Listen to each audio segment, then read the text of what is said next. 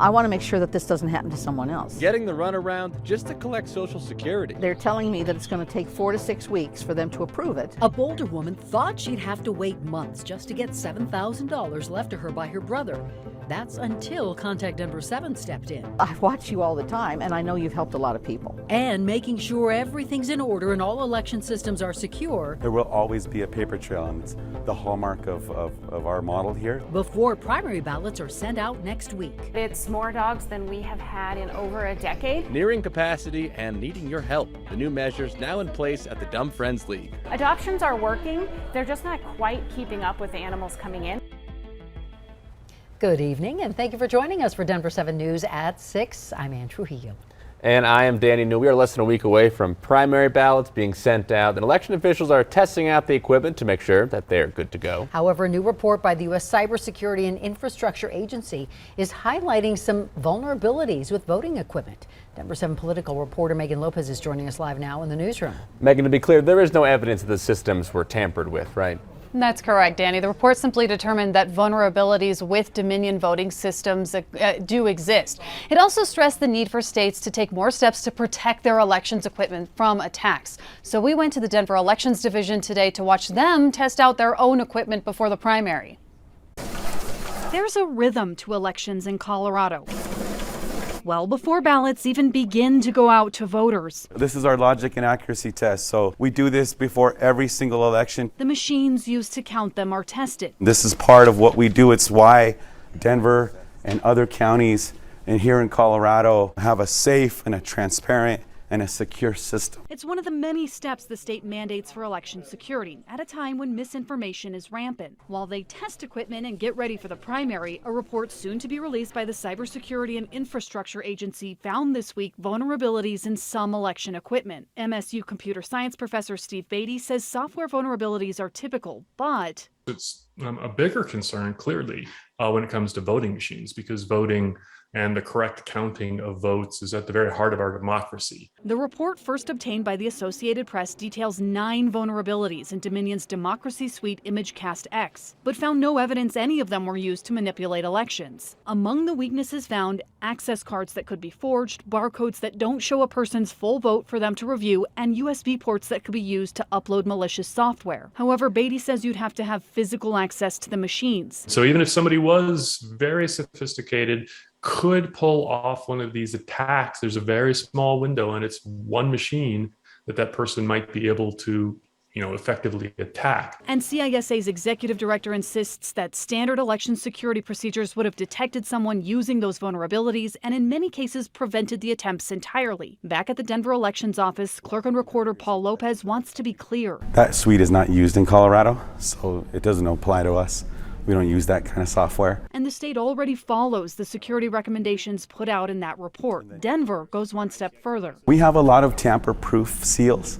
You can't just come in with a USB and somehow download software or anything like that. And we're even 3D printing lock seals that you can actually block USB ports and connections. So both Lopez and Beatty say their biggest concern isn't whether Colorado's elections are secure, but the misinformation about that security and whether voters believe it. Megan Lopez, Denver 7.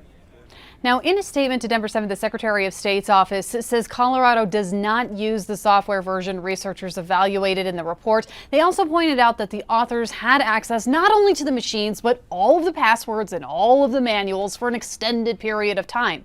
And they stressed that Colorado conducts rigorous post-election audits. And right. Megan, thank you for that. And going deeper now tonight, election security is come into the spotlight thanks in part to allegations of tampering in the 2020 presidential election by Mesa County Clerk Tina Peters, allegations that were proven false.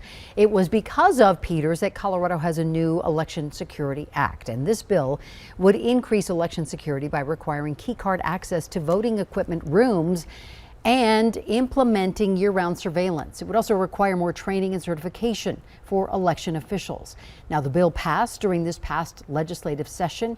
It is still waiting for a signature from the governor. And as for Tina Peters, she was recently barred from overseeing the November election. Today, a new 24-hour ballot drop box was installed in Highlands Ranch, which can be used by voters in both Arapahoe and Douglas counties. The box will be video monitored, and election officials will separate the ballots dropped off to make sure that they go to the correct county elections department. Homeland Security Investigations has announced 70 missing children have been located and recovered. This is part of a 3-week-long investigation, and some of those children were found here in Colorado. Operation Lost Souls ran from the end of April through mid-May, and the missing children ranged in age from 10 to 17. Many of them were reported as runaways. A majority were found in Texas and Mexico. We are still waiting on so many details, including how many children were located here in our state. The Douglas County Sheriff's Office deputy has been arrested for trying to bring contraband into the Douglas County Detention Facility. 24-year-old Carly Jackson is now facing multiple charges, including bribery, attempt to influence a public servant, and first-degree official misconduct. Jackson has since been fired from the force.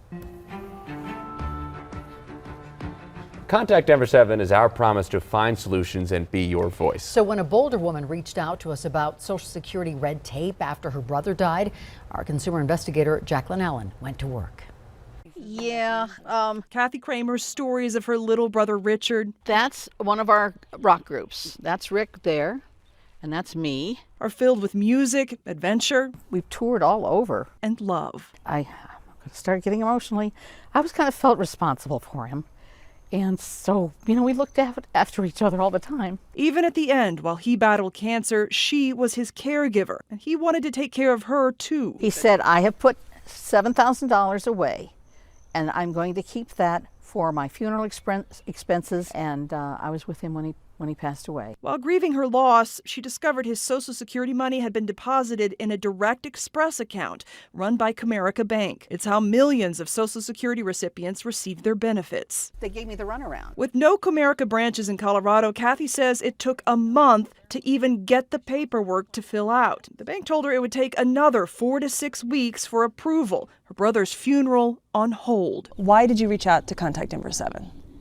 Because I watch you all the time, and I know you've helped a lot of people. We did some digging and found news reports investigating problems with Direct Express debit cards, dozens of one-star reviews with the BBB, plus a previous class action lawsuit. So we reached out to Comerica, and Kathy immediately got a response. Yesterday, I got a call that they were going to expedite it and get me my check. Like I said, if it hadn't been for Channel 7, I'd still be waiting, probably another month or two. I think it's just marvelous that you help people like you do. This is when he was 2 and I was 8. Now, instead of dealing with red tape, she's remembering the beautiful music her brother brought to her life. I'll be fine when you're gone. In Boulder, for Contact Denver 7, I'm Jacqueline Allen. Comerica Bank did not comment on this story to us, and neither did the U.S. Department of Fiscal Services, which contracts with Comerica. But if you have an issue, Contact Denver 7 to look into. You can email us at contact7@thedenverchannel.com. The Dumb Friends League is nearing capacity, and now the shelter has a new update at the top of its website, and it says, due to an unprecedented number of animals in our care, the shelter will only accept dog and small pet surrenders by appointment only. Yes, sadly, too many families are giving away their dogs and small pets to the shelter, and the Dumb Friends League is already hitting capacity limits.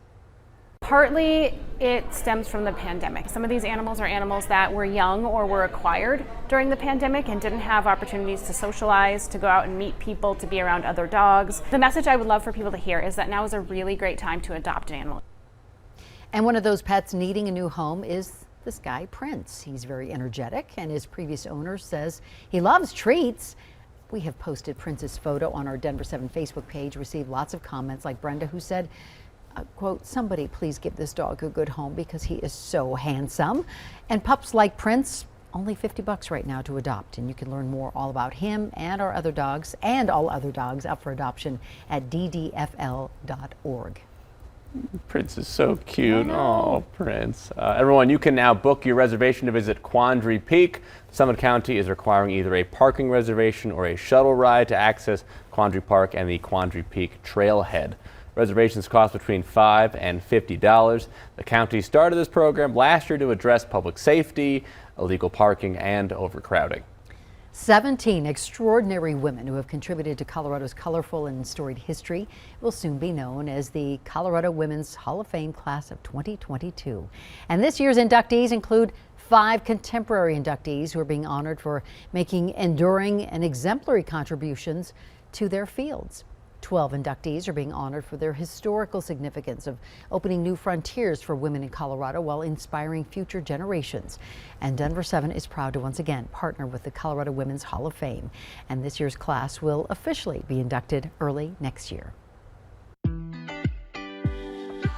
I see them kind of take a big inhale and exhale, like, oh, it feels really good in here. A tattoo shop creating a sense of safety and pride. The dialogue that they were having was so open and inclusive and just really inviting. The Wolf's Den in Denver is inviting everyone into their shop, highlighting female and non-binary tattoo artists. As a wolf pack, when we all work together, we can do great things. Only 50s and 60s for highs today over eastern Colorado, but 70s and 80s are on the way. And goal. Into the slot. Who's puck? Score! After goal. Shot! Score! Anthony! After goal. Back across for a drive. They scored! We're breaking down that nerve-wracking finish as the Avs pull out the first win of the Western Conference Finals. I feel like we got to be tighter as a group, and we know that, and so focus moves to game 2.